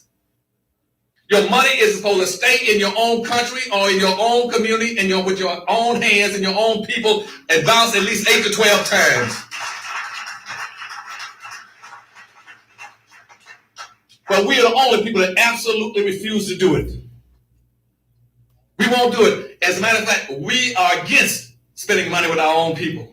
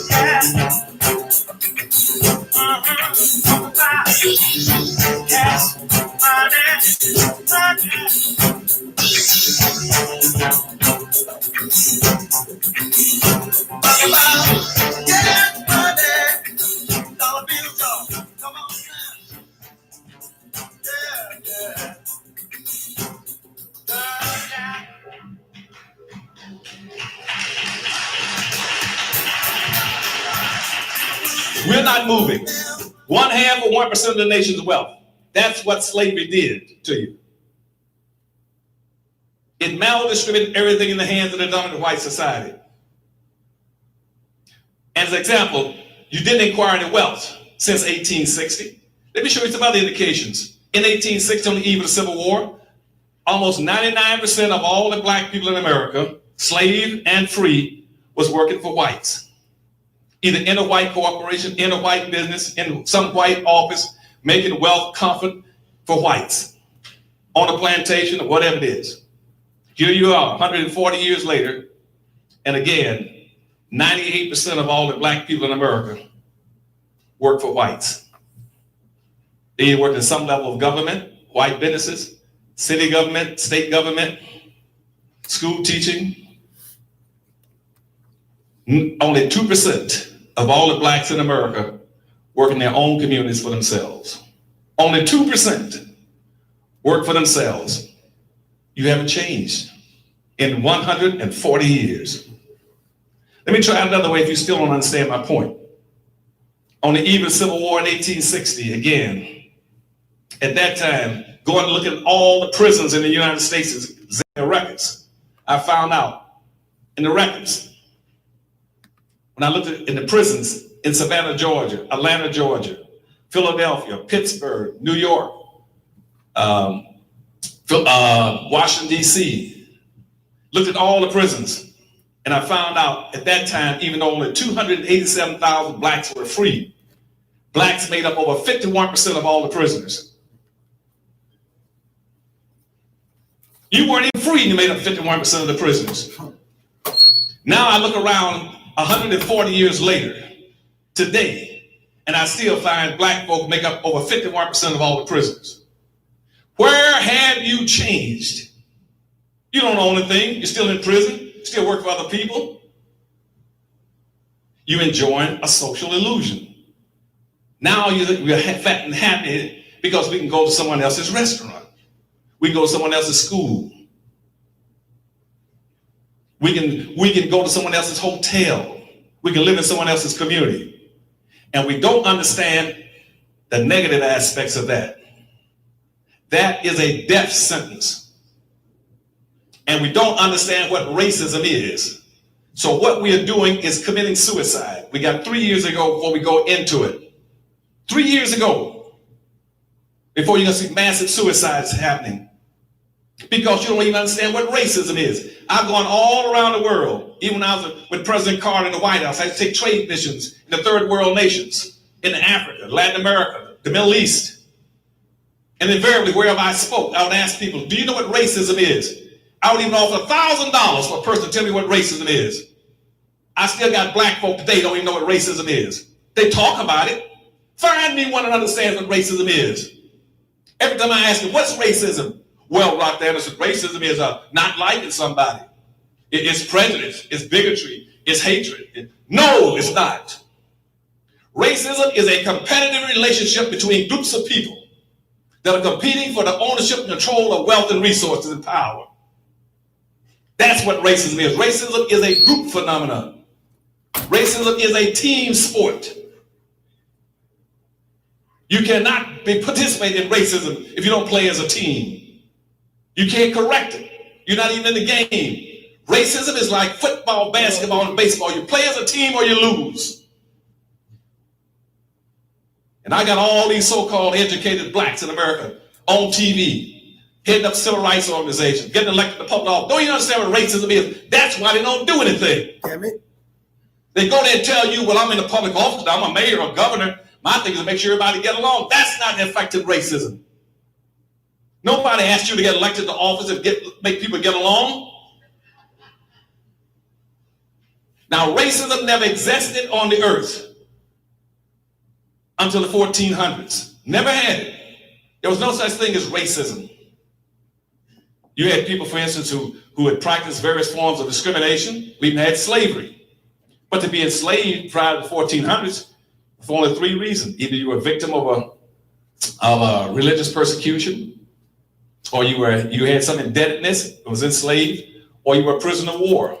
Those are the only 3 reasons you could be enslaved until the 1400s. About 1442, when Magellan, he went around, Henry the Navigator rather, went around the coast of Africa and picked up about 16 blacks and brought them back in 1442 and gave them to the Pope as gifts. And those slaves worked around the Vatican in Italy from 1442 and about 1488. And it became a good thing to have all these blacks working free around the Vatican in the Pope space. No labor to be paid for. Other people wanted those advantages. So Pope Pius put out a public edict. Pope Innocent put out a public edict saying, look, if you want some slaves, go get some, but get black folk. He put out a public edict saying, if you're going to buy and slave black people. And once that hit, all of a sudden everybody got interested in getting slaves. And that started the whole movement in 1488 and 1489. Now, something happened very important in 1490. Y'all know what happened in 1495? Allegedly, for this guy who was over here looking for drugs and some other thing. What was his name? Columbus. Y'all remember that guy? Now, he came over here and he supposedly discovered America about 7 years after the Pope had put out his edict using blacks as slaves. Now, all of a sudden, he goes back to Europe. Everybody, a race started. All these countries got into a race to develop the Western world that Columbus said he had discovered. And what was the race about? They wanted to colonize and get resources, wealth, gold, silver, and cash crops from the West. Because they never knew that the Americas existed. People in Europe never knew that there was a North America, Central America, and a South America. They got into a contest to explore it and to find it and profit from it. And because at that time, prior to that, thank you, sir. Prior to that, the only, can you all hear me as well without this? Which one do you need? You need this one? Okay. So prior to that time, they had Europe all through the 1400s, but they call it, it was going through what's called the Dark Ages. Europe was crime-ridden, impoverished, diseased, and they said, we can resuscitate Europe. We can strengthen this continent, and we can find a way to develop the Western world, the Americas, Latin America, Central America, North America. If we can develop that country, we can bring ourselves out of the ditch as an European continent. And so they all said, well, how are we going to do it? They said, we need a labor class. So they all rushed down and picked up the Pope's edict and started grabbing blacks off the west coast of Africa. It was picking those blacks up from an average of about $25 a piece. And they started setting up, saying they want a 1,500% return on their money. They started selling them for $400-some a piece. And so they started shipping blacks all into this country in Latin America, Central America, to put them to work as a labor class. Now, the countries that started at race, it started with Arabs. Arabs were the first ones that started enslaving black folk. I don't know if you all know that or not.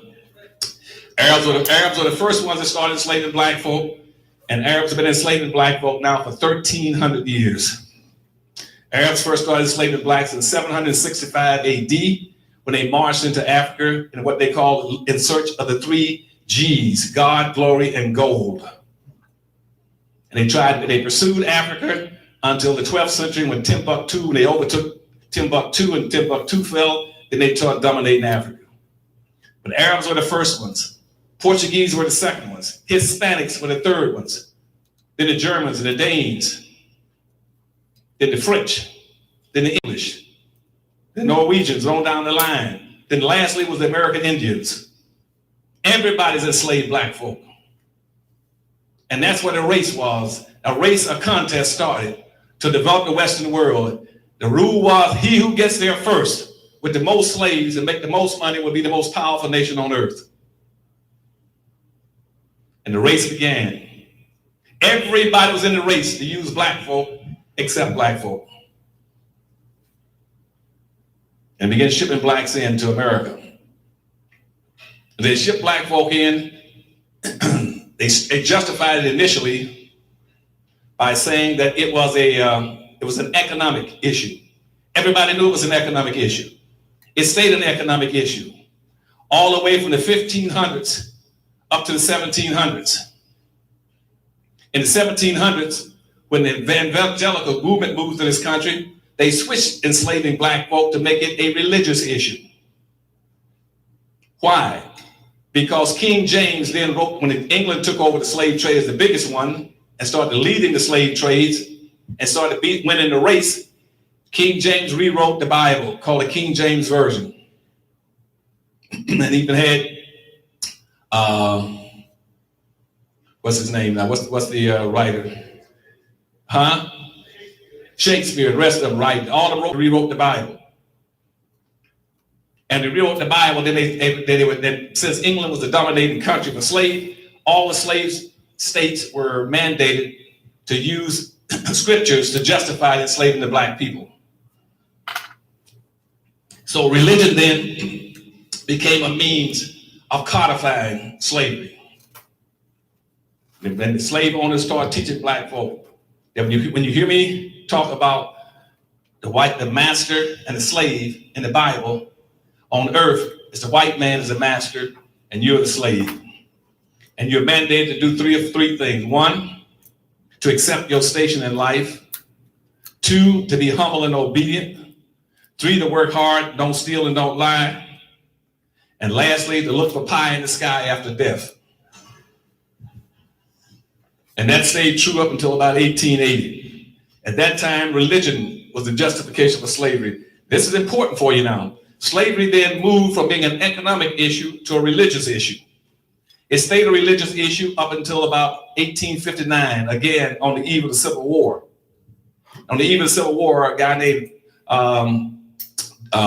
Darwin, Charles Darwin. Remember Charles Darwin? He wrote a book called The Survival of the Species, or The Survival of the Fittest. And what he's been doing along with a lot of other pseudo-scientists was trying to connect a linkage between the lowest and the highest in life. What he was saying is that, is an amoeba that's that small, is it greater or smaller than an elephant that's big? Is a blade of grass lower in the chain than a tree? And they kept setting up these vertical systems. They call them genuses and species, going from the lowest of everything to the highest. But by that time, the white society had successfully redistributed by 1860 almost 97% of all the wealth and power into the hands of the dominant white society. The race was nearly over by 1860 or 1859 when Charles Darwin wrote his book. And they looked around and said, look, they're whites. Now let's get to human beings. We worked out the relationship between between a bush and a tree and an amoeba and an elephant. But look at the black. The black has nothing. He's on the bottom. And the white master on the top. He owns and controls everything with all the education. So obviously the white man must be superior to the black man.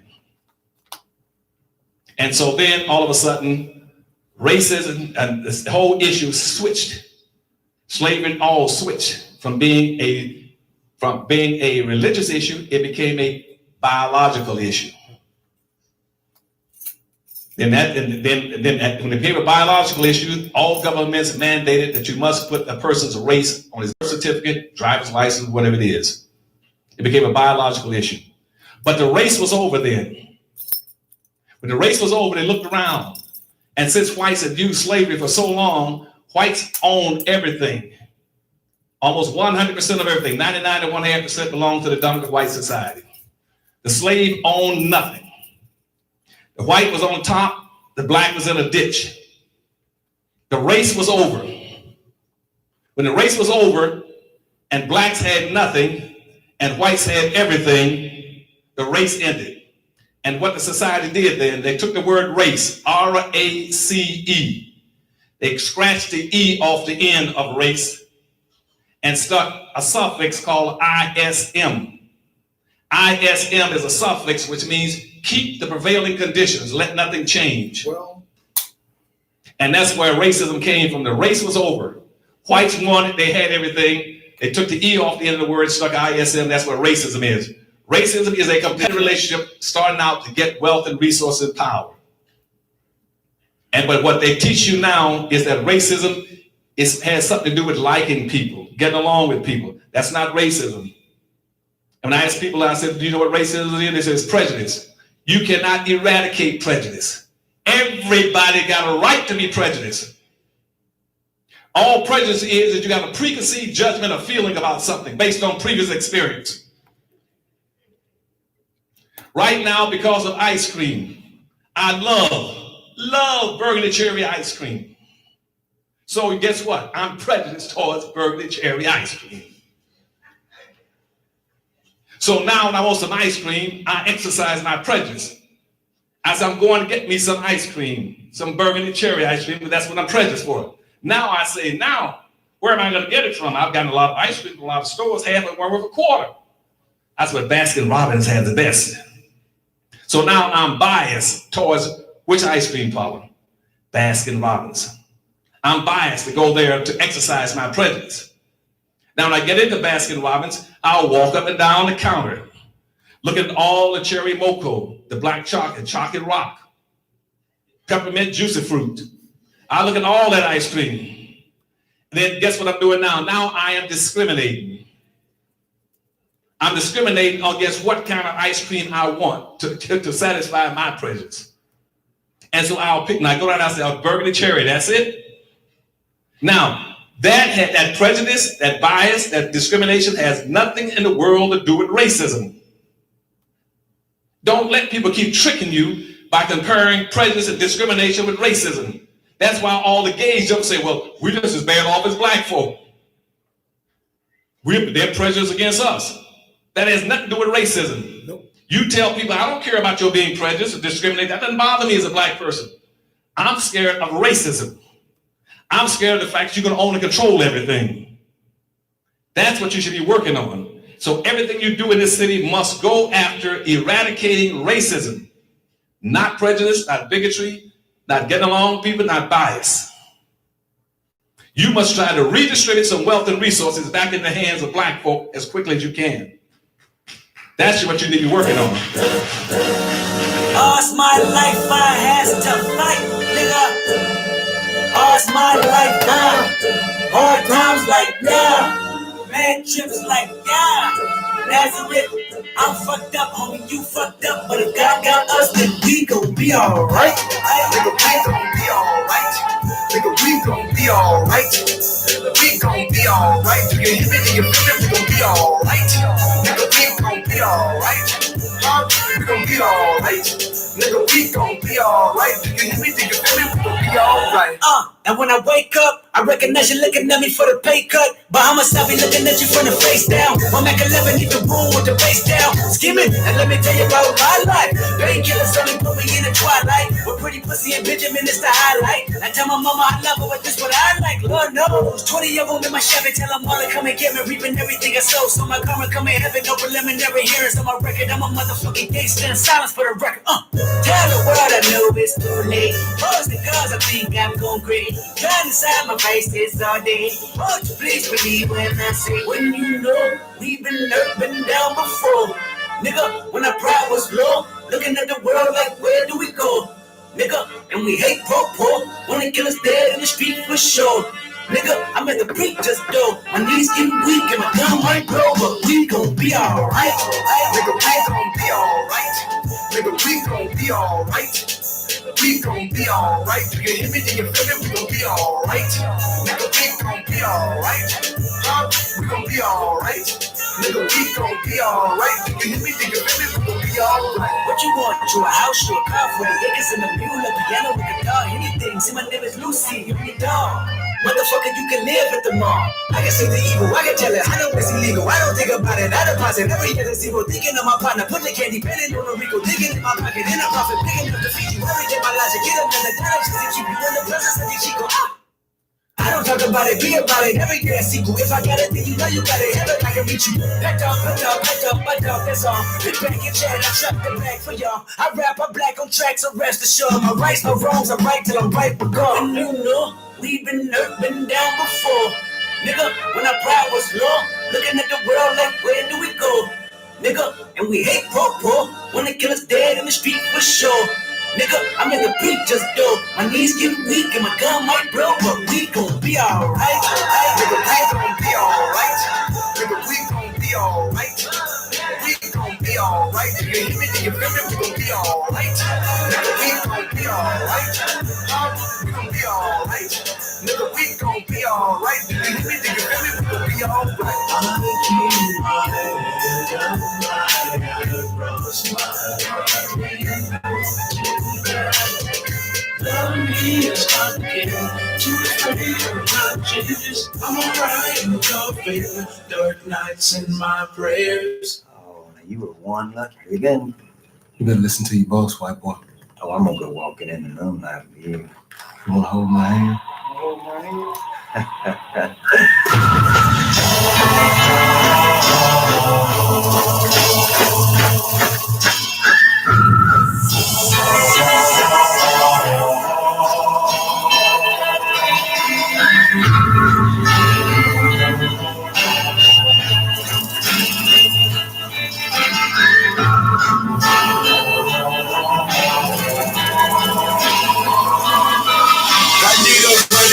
covers for 100 band, me and 100 black grapes so I can lay there. I need 100 black preachers with a black sermon tale from 100 black Bibles. While we send them all to hell, I need 100 black coffins.